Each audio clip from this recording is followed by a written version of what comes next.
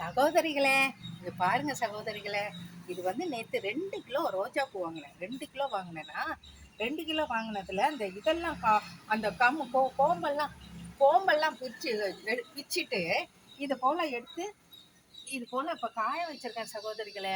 நல்லா காய வச்சு நல்ல வெயில் வெயிலில் நல்லா காய வச்சு இது வந்து நல்ல பொடியாக பண்ணணும்.